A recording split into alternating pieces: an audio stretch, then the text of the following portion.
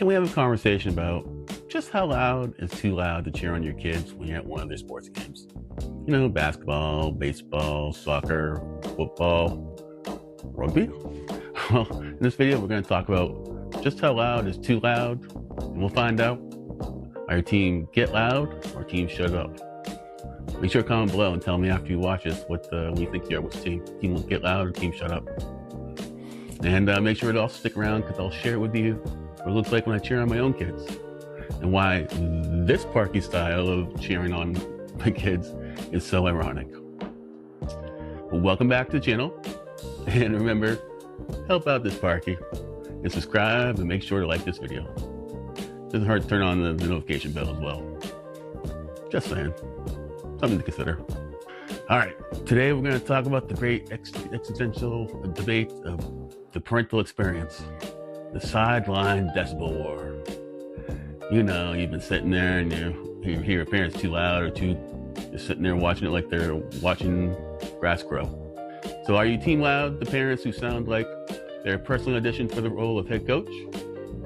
Or are you team shut up?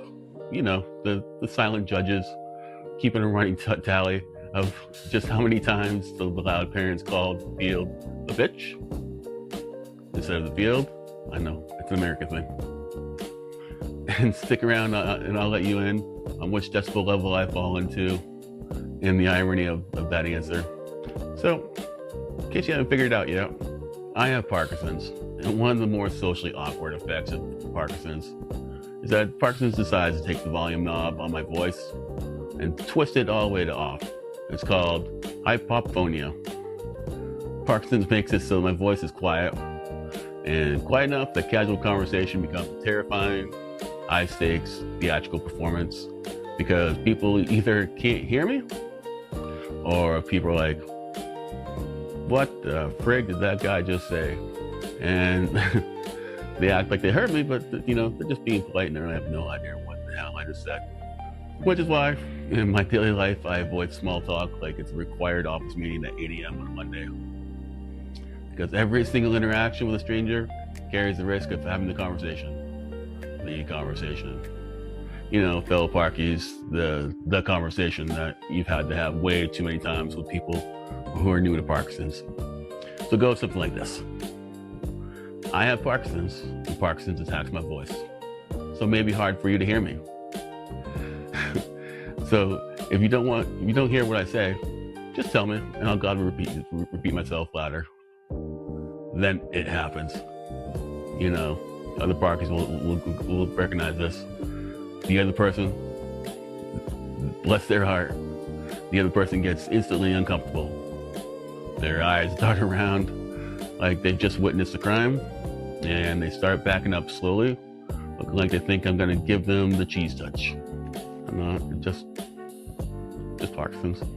So yeah, I spend my days trying to be socially invisible and just to avoid that little awkward dance of having to have the conversation.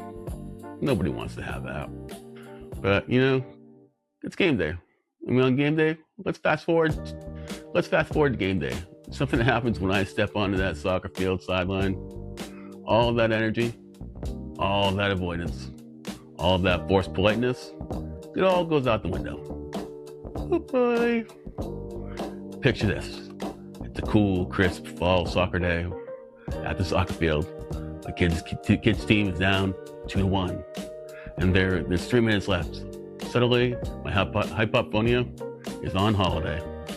The only thing louder than my commentary is the internal monologue of the quiet parents around me saying, seriously, dude, shut up. Now I realize that I'm using the game as an excuse. It's the one place where being loud isn't a problem that requires a medical explanation. It's just parenting.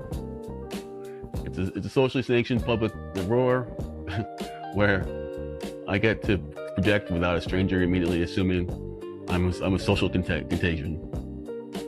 It's pretty glorious, I'll tell you.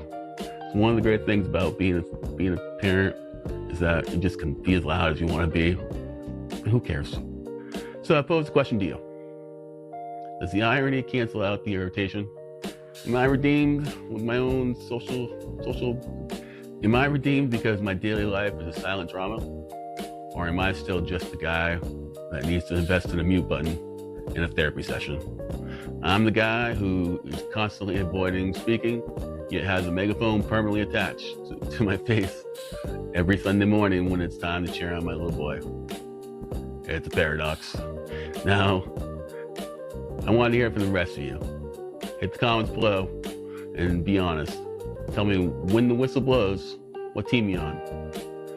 Are you team loud? You know, the team parents that can be heard 5 fields over?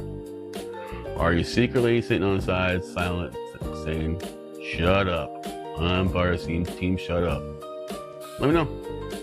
And, hit that subscribe button before my voice box decides to take an unscheduled nap. And until the next one, I'll see you next time.